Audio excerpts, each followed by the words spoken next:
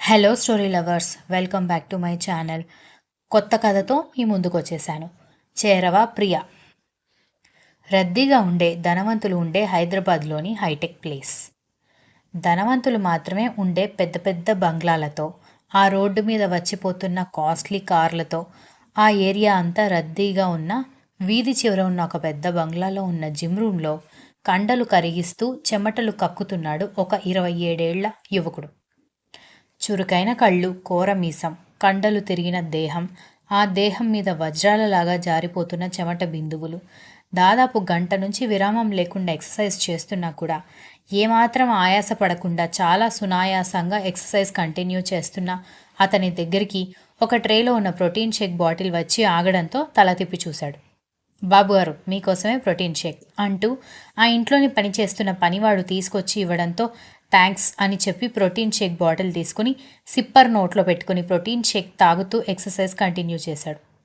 బాబుగారు, నేనెంత పని చేస్తున్నా కూడా నాకు మీలాగా కండలు రావట్లేదు బాబుగారు అని అంటూ ఉంటే, నాలాగా ఎక్సర్సైజ్ చెయ్యి వస్తాయి అని అతను చెప్పి ఎక్సర్సైజ్ కంటిన్యూ చేసుకోవడంతో పనివాడు బుర్రగోక్కుంటూ పనిలోకి వెళ్ళిపోవడంతో ప్రోటీన్ షేక్ కంప్లీట్ చేసి చెమట తుడుచుకుంటూ బయటికి రాగానే, ఈరోజు మీటింగ్కి అన్నీ రెడీగా ఉన్నాయా విజ్జు అని అడిగిన తండ్రి ప్రశ్నకి ఎస్ డాడ్, ఆల్ సెట్ అని అన్నాడు.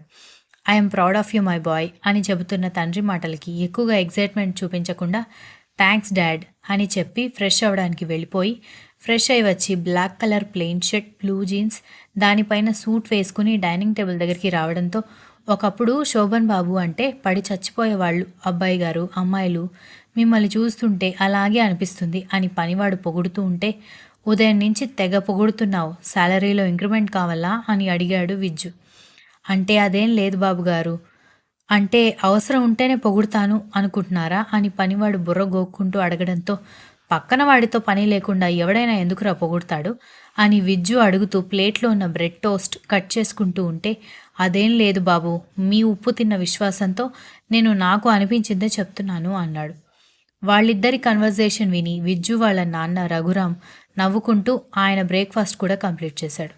బ్రేక్ఫాస్ట్ అయిపోయిన తర్వాత Vijju laptop, bag, mobile, car keys తీసుకువచ్చి పనివాడు చేతికి ఇవ్వడంతో ఒక 2000 చేతిలో పెట్టి, దీనికోసమే కదా ఉదయం నుంచి తెగ బిస్కెట్లు వేస్తున్నావు అంటూ విజ్జు బయటికి వెళ్ళిపోవడంతో, అది కాదు బాబు అని పనివాడు పిలుస్తున్నా కూడా వినిపించుకోకుండా విజ్జు వెళ్ళిపోవడంతో, నేను డబ్బుల కోసం పొగడలేదు అని వంటగదిలోకి వెళ్ళిపోయాడు. విజయ్ రణ్వీర్ వర్మ సిటీలోని టాప్ మోస్ట్ యంగ్ బిజినెస్ మ్యాన్స్లో అతను కూడా ఒకడు. శత్రులకి సింహస్వప్నం. ఆయన వాళ్ళకి కమ్మని స్నేహం అనేలా ఉంటుంది, కానీ కోపం వస్తే అంతే రాక్షసంగా ఉంటాడు. బిజినెస్లు చేస్తూ చారిటీలు కూడా నడుపుతూ తనకంటూ ఒక గుర్తింపు ఏర్పాటు చేసుకున్నాడు విజ్జు. అందరూ విజ్జు అని పిలుస్తారు. కార్ ఆఫీస్ కాంపౌండ్లోకి వెళ్లడంతో తనని గుడ్ మార్నింగ్ అని విష్ చేస్తున్న వాళ్ళందరికీ తిరిగి విష్ చేస్తూ అతను లోపలికి వెళ్ళిపోయాడు.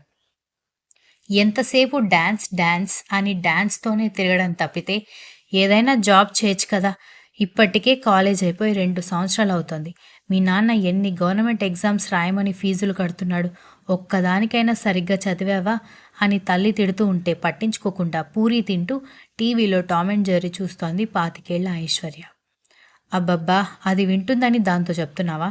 చెవిటోడి ముందు శంఖం ఊదినా, దానికి ఉద్యోగం చేయమని చెప్పినా ఒకటే అంటూ తన ఆఫీస్ బ్యాగ్ తీసుకుని బయటికి వచ్చి షూలేస్ కట్టుకుంటున్న ఐశ్వర్య అన్నయ్య సంజయ్ చెల్లెల వైపు వెటకారంగా చూస్తూ తల్లితో చెప్పేసరికి, ఓయబ్బో, నెలకి 20,000 తీసుకొచ్చే నువ్వు, నీ జాబ్కి నువ్వు అంత ఓవర్ యాక్షన్ చేయాల్సిన అవసరం లేదు. ఒక్కసారి నేను కొరియోగ్రాఫర్ అయిన తర్వాత హీరోయిన్స్కి కొరియోగ్రాఫ్ చేస్తూ నెలకి లక్షలు మీ మొహాన పడేస్తాను అని అంది ఐశ్వర్య. అబ్దుల్ కలాం కలలు కనమన్నాడు, కానీ కథలు చెప్పమనలేదు పాప అంటూ సంజయ్ చెల్లెలు పక్కన కూర్చోవడంతో సంజయ్ జుట్టు పీకి ఆయిల్ మొత్తం జుట్టుకి రాసేసి, నా పూరీలకి ఉన్న ఆయిల్ మొత్తం జుట్టుకి రాసేశాను. జాబ్ ఇచ్చిన బాస్ కూడా ఆఫీస్కి నీట్గా రమ్మంటాడు, కానీ ఇలా చిత్తు కాగితాలు ఏరుకునేవాడిలాగా రమ్మని చెప్పడు బాబు. సో నోరు మూసుకుని వెళ్ళి మళ్ళీ స్నానం చేసి ఆఫీస్కి వెళ్ళు అనగానే రాక్షసి అని అరుస్తూ సంజయ్ వెంటపడుతూ ఉంటే రూమ్లోకి వెళ్ళి డోర్ క్లోజ్ చేసుకుని నవ్వింది ఐశ్వర్య. ఉదయం లేచారంటే మొదలు పెడతారు అని ఐశ్వర్య తల్లి తిట్టుకుంటూ ఉంటే, మరి మీరు కూడా తిట్టకుండా ఉంటే అబ్బాయి గారు కదిలించుకునేవారు కాదు కదా, అమ్మాయి గారు అల్లరి చేసేవారు కాదు కదా అమ్మగారు అంటూ పని మనిషి రంగి వచ్చి చెప్పడంతో ఏదో నోరు దురుసు కొద్దీ ఒక మాట అన్నాననుకో, ఇద్దరూ అలా గొడవ పడడమేనా అని తల పట్టుకుంది ఆవిడ. సరేలే అమ్మగారు, ఇది ఎప్పుడు ఉండే గోలే కదా, నా నెల జీతం ఇస్తే నేను ఇంటికి వెళ్తాను అనగానే సరే అంటూ జీతం తీసుకొచ్చి ఇచ్చింది ఐశ్వర్య వాళ్ళ అమ్మ.